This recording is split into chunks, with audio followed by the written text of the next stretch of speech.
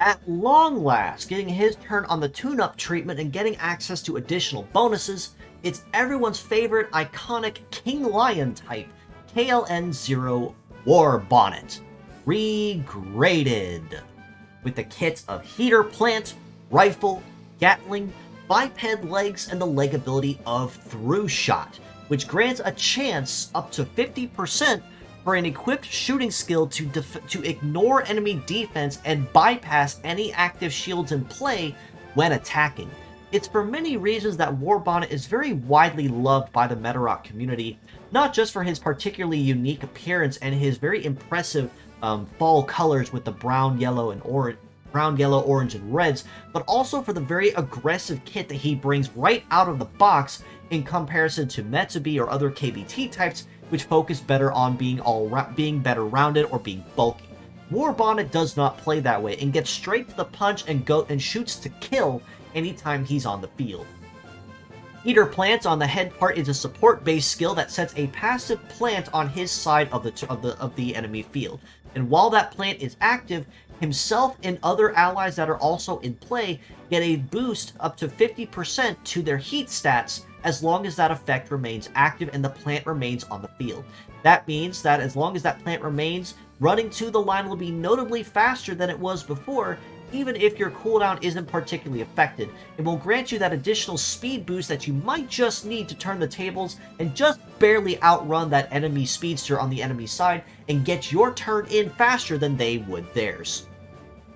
Right arm of rifle, and just briefly mentioning, when it comes to base power on basic rifles, you really can't get much better than Warbonnet, and for the longest time, and I believe he still does, packs the highest base damage of a non-heavy rifle currently in the game. Even rivaling that, post-tune-up Metsubi comes relatively close, if not on the same level as this, including the tune-up bonuses in order to even come close to that. But as a basic rifle, it is a very incredibly well-rounded attack that no one can ever go wrong with for its incredible balance, base power, and well-rounded stats with no major draw or debuff or penalty when using. Left arm of Gatling is another conventional shooting skill that is a scattered AoE, meaning it will damage one part normally and two others at random at 1/3 damage each, or even chance attacking the same part repeatedly in that randomness when attacking. Now, Gatling may not be as anything particularly notable or as impressive compared to Warbonnet's rifle, but all the same, it is still incredibly well used and well versed for its ability of peppering the foe so that the rifle can come behind and finish the job with an incredibly painful bullet to their body, and guaranteeing that it's going to be breaking something, if not multiple somethings. And that's not even touching on the leg ability of Through Shot, which packed with his already impressive high speed, guarantees that up to a 50% chance that whenever he gets to the line to attack, he's going to be dealing even more damage on top of that as he ignores enemy defense when attacking for additional damage. This also includes that if there's any shields in play, he will be able to bypass the shields as if they were never even there, and guarantee that who he's targeting is who's getting his bullet no matter what. Now, when it comes to his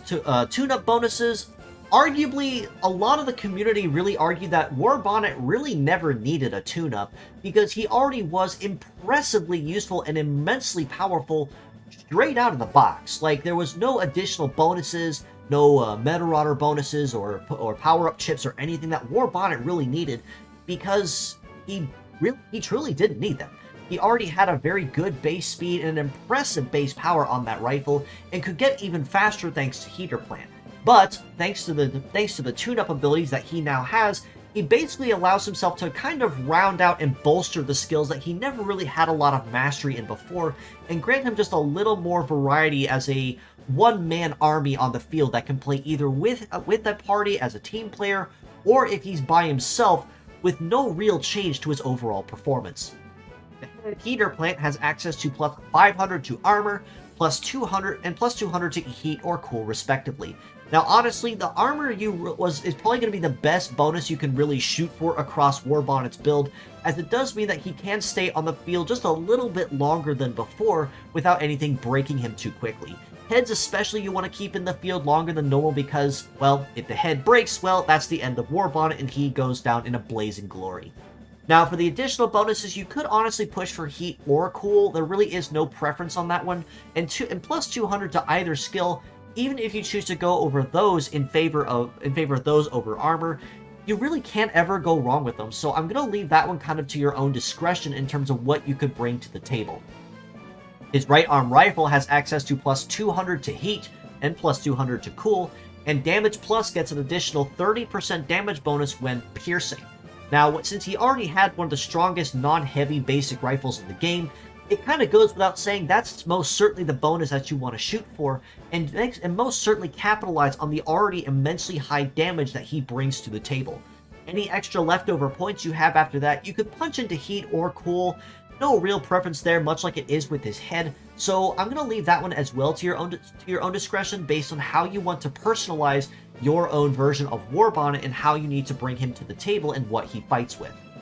His left arm Gatling has access to plus 200 to success, plus 200 to power, and plus 100 to heat and cool respectively. Now, in contrast to his head and right arm, which have heat and cool bonuses, the left arm is probably the only one that has access to a most notable flat damage boost at a plus 200 to that and a plus 200 to success. Now, given that Gatling attacks tend to have an emphasis on higher success, which is higher likelihood of landing crits, it honestly goes without saying that that's probably going to be the big bonus you want to shoot for, and kind of consider power as your secondary bonus on top of that.